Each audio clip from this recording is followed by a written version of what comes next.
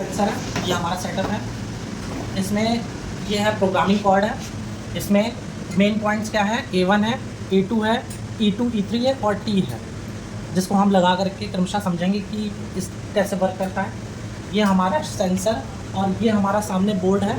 ये लगभग जैसा कि मैनुअल में दिखा हुआ है कि इसमें डेड बैंड 400 mm का है, तो हमने एक सेंसर से यहाँ तक की दूरी को 400 mm कैलकुलेट कर लिया है। इसके बाद 400 mm के बाद में वो जो वहाँ पर है टोटल डिस्टेंस हो गई हमारी 1.6 प्लस 400 mm टोटल हो गई 2 मीटर के आसपास। तो ये हमें 2 मीटर का हमें कैलकुलेट करना है। अब हम कैलकुलेशन कैसे करेंगे, सबसे पहले ये हम A1 की पोजीशन में इसको ऐसे लगा करके सेटअप लगा लेंगे।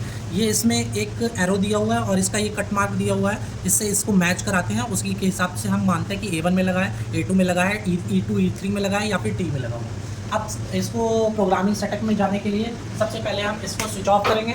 इसके बाद हम इसके प्रोग्रामिंग कोड को निकाल लेंगे। इसके बाद हम 24 वोल्ट सप्लाई को ऑन करेंगे।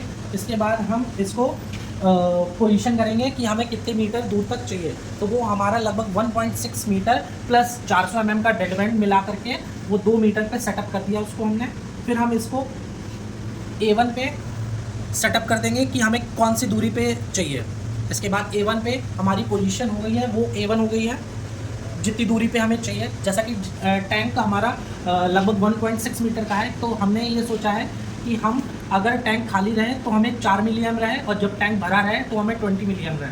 तो वो हमारी खाली वाली पोजीशन हो गई 1.6 मीटर की, जो कि वहाँ पर हम 4 दिखाएगा, जो कि A1 से हम डिनोट कर रहे हैं। फिर हम इसी कॉर्ड को दोबारा निकाल लेंगे। इसके बाद हम इसको, जैसा कि आप देख रहे हैं मल्टीमीटर में 4 आ गया है। इसके बाद अब हम उसकी पोजीशन को उठा करके ये 400 mm का जो डेड बैंड है उस पर लगाएंगे करके।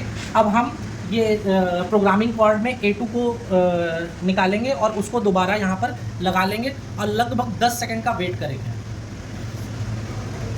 जो कि हमारी एक्चुअल भरी हुई पोजीशन होगी, जिसमें से अगर हम 400 mm का डेड बैंड निकाल देंगे तो वो हमारी भरी हुई एक्चुअल पोजीशन होगी। जैसा कि अब हम देख रहे हैं, अब हम इस कॉर्ड को निकाल भी सकते हैं और इसको लगा भी रहने दे सकते हैं। अगर हम निकाल करके चेक करें और जैसे जैसे हम इस प्लेट को दूर रखेंगे उसी के हिसाब से हमारा करंट वैरी करेगा। तो आप देखिए, ये देखिए जैसे जैसे ये दूर जा रहा है वैसे ही हमारा करंट वैरी करने लगा है। ले जाओ पीछे, वहाँ पर 4 आ गया है और पास लाओ धीरे धीरे।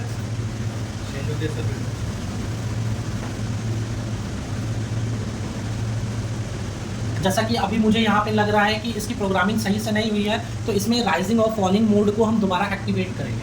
तो सबसे पहले इस प्लेट को हटा देंगे और हम वापस से इसको A1 पोजीशन में लगा देंगे। A1 पोजीशन में हमने लगा दिया। अब हम इसकी सप्लाई को ऑफ करेंगे, दोबारा हम इसको निकालेंगे और फिर हम दोबारा इसको ऑन करेंगे। इसके बाद हम इसकी जो रीसेट करने के लिए, इसको राइजिंग और फॉलिंग देने के लिए E2 E3 को चूज़ करेंगे। E2 E3 में हम जैसे जैसे निकाल करके बार बार लगाएंगे वैसे ही मैनुअल में जैसा कि बताया गया है कि A1 में जाएगा, फिर A2 में जाएगा, फिर वो T में जाएगा, जो इसकी 0 पोजीशन होती है। तो अभी दोनों लाइट्स ब्लिंक कर रही है, तो इसका मतलब ये 0 पोजीशन में पड़ा हुआ है। अगर A2 में अगर जाता है, अगर A2 में जाएगा तो फिर वो राइजिंग मोड में जाएगा और A1 में जाएगा तो वो फॉलिंग स्लोप में जाएगा। तो हम इसको अभी A1 में ले रहे हैं। A1 में फिर से E2 E3 को। अब ये देखिए यहाँ पर A2 मोड वाली लाइट जल रही है। अभी हम इसको फिर से निकालेंगे, फिर से लगाएंगे। अब ये A1 मोड वाली लाइट जल रही है, तो हमने फॉलिंग मोड में इसको ले लिया है। अब इसके बाद में हम क्या करेंगे कि दोबारा से अब हमारा जो ट्रांसमीटर है वो नॉर्मल हो गया। अब जैसे हमने पहले प्रोसेस किया था फिर से एक बार करने की कोशिश करेंगे। इसकी सप्लाई को ऑफ किया, इसको निकाला दोबारा और फिर वहाँ पे टारगेट सेट कर दो। टारगेट को हमने सेट कर दिया है। इसके बाद हम सप्लाई को ऑन करेंगे। इसके बाद हमारा ये प्रोग्रामिंग मोड में चले जाएगा। इसके बाद हम उसको A1 देंगे और अभी 10 सेकंड का हम वेट करेंगे। 10 बार ब्लिंक, एक तरह से 10 सेकंड हो गया। इसके बाद हम टारगेट 2 सेलेक्ट करेंगे, हम इसको दोबारा निकालेंगे और टारगेट को निकालेंगे और ये जो मार्क किया हुआ था उस पर हम दोबारा रख देंगे।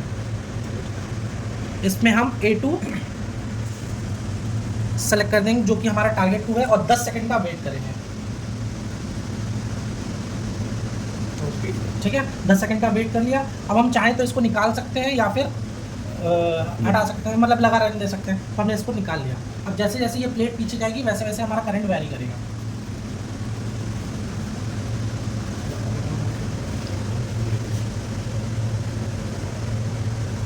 लगा दो सही से।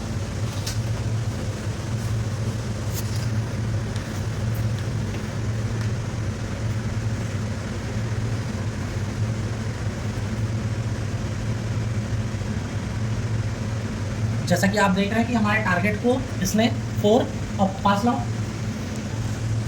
धीरे धीरे।